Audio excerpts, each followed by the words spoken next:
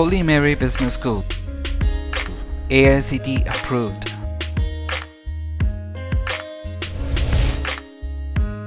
India's 34th ranked Best Business School, ranking 2nd in Hyderabad, ranking 14th top business school in South India. HBS under the leadership of Management Guru Dev. Join HBS, start working after second semester. Generating skilled managers. Global Gurus at HBS.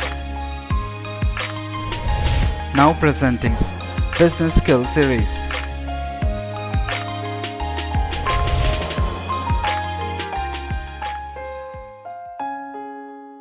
Entrepreneurship is not an academic subject, and entrepreneurship is actually something which I would say is very difficult to teach. Entrepreneurship is similar in that sense to, there are two other characteristics of being a good manager which I think are very essential for anyone to be a good manager, but are very difficult to teach. And those two aspects, one of which Mr. Shastri Garu referred to, is leadership. I think leadership is a very important aspect of being a good and effective manager, and the other is ethics. Ethics is another very important dimension of being a good and effective manager, and none of these three, leadership, ethics and entrepreneurship, none of them can be learned from a textbook. Okay? I mean, a textbook can give you checklists, a textbook can give you a lot of reading material that will hopefully prompt you to think about these subjects, about leadership, about ethics, about entrepreneurship, but none of them is going to teach you what it is to be a good leader, an ethical person, or a successful entrepreneur. And in that sense, I have great admiration for people like young Mr. Chandrasekhar, who was up here a minute ago, and I would really like to take this opportunity to say once again to all of you, right, if you can become people like him, in some ways you're doing much better than the graduates of Harvard who go on to become investment bankers working for an investment bank. If you create an enterprise that employs another 50 people, you have added far more value than you have by graduating from Harvard and joining an investment bank. I can guarantee you that. So, with that in mind, I would ask you once again to give another round of applause to Mr. Chandrasekhar. I think his accomplishment is remarkable.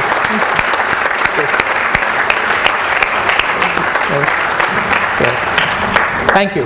Now, to the points that I wanted to cover, I have a handful of slides, but in many ways I think, given the non-academic nature of the subject of entrepreneurship, I think it would be effective if we had a fairly interactive discussion.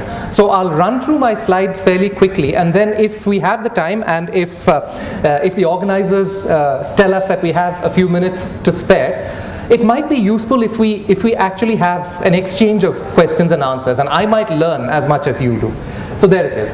Now, before I start, 3 quick disclaimers. There's nothing official about what I'm saying. In some ways, I myself don't qualify because I am not a huge successful entrepreneur on the scale of Larry Ellison or Sergey Brin or any of those people. And I'm going to be making a lot of generalizations. Okay, so you have to understand that in a 10-minute presentation to a group like you, to a bright young group like you, I have to make some generalizations. Having said that, next slide, please. One more, please. So there is a definition of entrepreneurship here. But as I said, this particular definition by the very eminent economist Joseph Schumpeter just says it's the carrying out of new combinations. Right? And next slide, please. Essentially, those new combinations have to fall into one of these categories. So if you're going to be an entrepreneur, then you have to do one of these things. Right? I don't know if you can read it.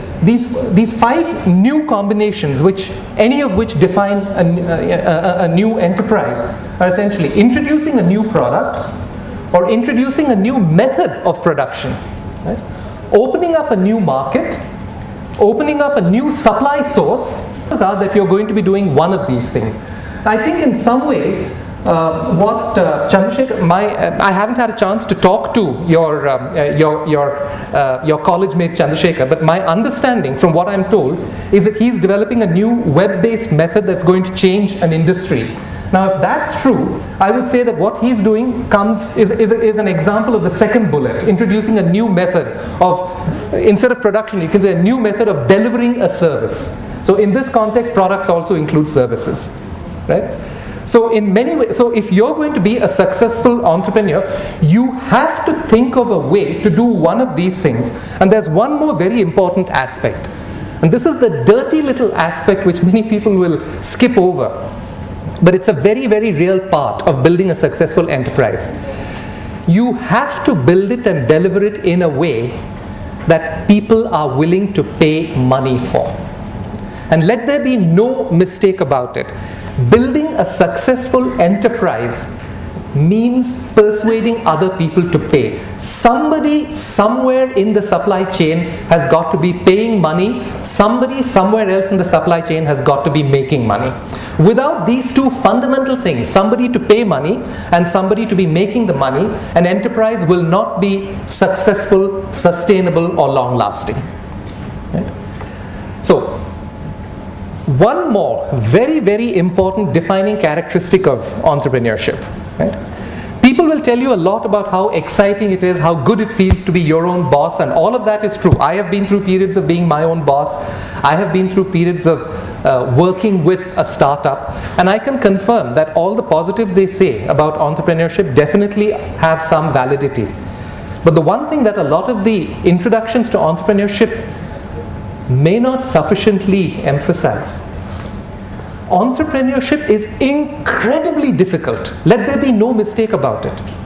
Even the professionals in places like Hyderabad Angels, or the angel networks and the investor groups that are going to be funding enterprise ideas like Mr. Chandrasekhar's, even those expert professional assessors of enterprises, of ideas, of business plans, they are very happy if they finance 30 business ideas and 3 of them are still successful enterprises 1 year later. I'm not kidding. For a lot of investment banks, getting 1 out of 10 of your enterprises to be a long-term sustainable success story is actually a pretty good track record. So be under no illusions about this.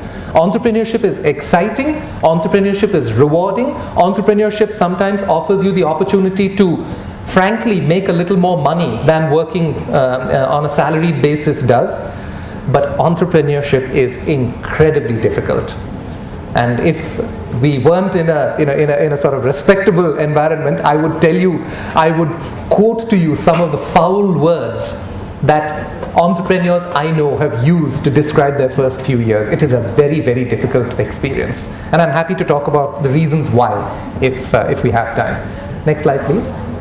So given, as I say, I've started out fairly early in this talk in saying to you that entrepreneurship is seriously difficult. So in that case, why bother? Okay? The answer to that is in these slides. Right? What that means is that there are more people in the age group 0 to 10 years than there are people in the age group 10 to 20 years, more people in 10 to 20 years age group than in the 20 to 30 years, more people in the 20 to 30 year age group than in 30 to 40 and so on.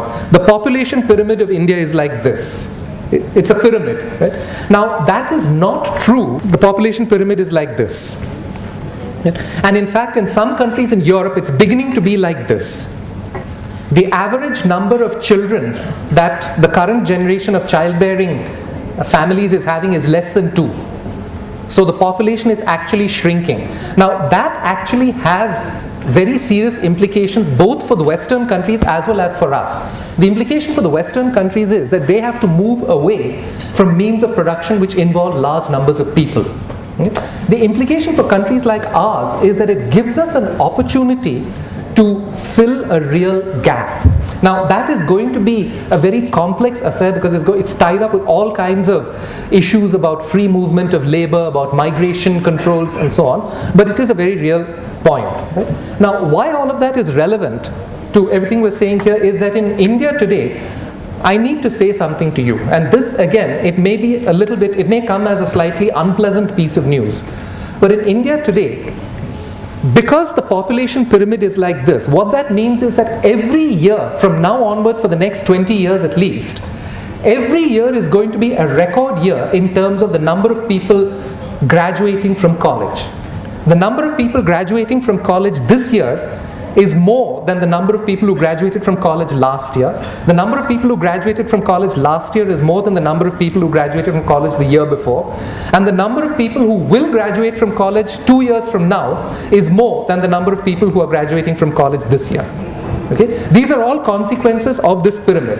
Now, one of the further consequences of that is that the formal organized sector in India, that is, the big banks, the big multinationals and so on, the formal organized sector is not going to grow that fast. Okay? Bad news or news flash. The formal organized sector right now does not look as though it's going to grow as fast as the population of India is going to grow. Right? So what that means is that the number of jobs in the formal organized sector is fewer than the number of people who are going to be graduating from college, even from a relatively successful business school such as Holy Mary Business School. Okay? Therefore, the implication is it's going to be more and more important for a lot of you to find ways yourselves to build enterprises. Okay? So it's becoming essential in India to have an element of entrepreneurship in almost anything you do. Okay?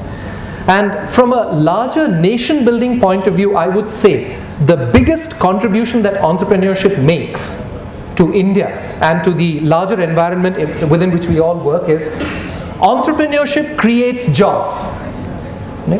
Now, I don't care what Harvard Business School and the other top-end business schools say about their graduates who go and work for investment banks and most of the multinationals. Most of those organizations are not net creators of jobs. In fact, if you follow the business press, you know that a lot of them are actually downsizing. Right? So why is entrepreneurship important for the economy of India particularly and to the larger world economy? The answer to that is because entrepreneurship helps to create jobs. So for that reason alone, it is worthwhile, I think, for Holy Mary to set itself up as saying, we're going to create entrepreneurs. We want to encourage at least 15 to 20% of our graduates to become entrepreneurs. We will help entrepreneurs to access funding. One of the biggest challenges in building an enterprise is accessing funding. You can start a startup enterprise with money out of your own pocket or out of friends and family. But to scale up in a big way, you're going to need institutional finance. Okay? So the next couple of slides that I have basically tell you a little bit about what's into that as well, please. But some of the characteristics of entrepreneurship are the willingness to take risk. Right? Recognize that entrepreneurship is actually very valuable even to larger enterprises. It's also very valuable to individuals. As I said to you, it involves a set of skills which are very rare and very hard to teach. Right? They are not going to be taught out of a textbook. Primarily, a lot of these skills that are involved in entrepreneurship come from, I think, the word that Mr. Shastri Garu used, aptitude is a very important aspect. People who come from business families often have a little bit of that aptitude. They've been exposed to some of the tenets of entrepreneurship. And I will add that given that exposure to that in a business family makes you more likely to be a successful entrepreneur, I will once again say that what Mr. Chandrasekhar has accomplished as a first-generation entrepreneur is even more praiseworthy. Right? Because as a first-generation entrepreneur, he's not had the benefit of that exposure to the way of thinking that you do get in a family that has for a couple of generations been a business family. And the final ingredient of entrepreneurship, I have to say, is very, very hard work. You talk to any of the great successful entrepreneurs, including people like Sir Richard Branson, who created the Virgin Group, Sergey Brin, who created Google, who's one of the 3 founders of Google. You talk to any of them, and they will all tell you how their startup years were full of incredibly hard work.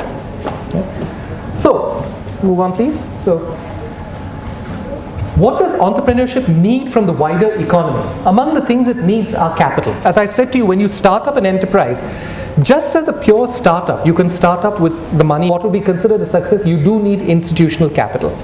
And to get institutional capital, that means you have to go to either a bank or an investment bank or some kind of a funding agency. And to get that kind of institutional funding, the organizations that provide that kind of funding will always ask for things like a CV, they'll ask for your track record, they'll ask to see what you've got. And again, the funding that he has brought home. One of the interesting things that a lot of these entities ask for is a business plan. The people who are providing funding ask for a business plan. What they do with it varies. If you go to a public sector bank, they just want something that they say, yes, a business plan has been submitted. I have to say, I will put up my hand and say that I am not a great admirer of public sector banks. I do not think they have been very successful in promoting entrepreneurship. They tend to go by checklists. Has he submitted a business plan? Yes, tick. Some of the private investment banks will look at the business plan much more carefully, and they'll argue with the entrepreneurs. How are you assuming a 12% rate of growth?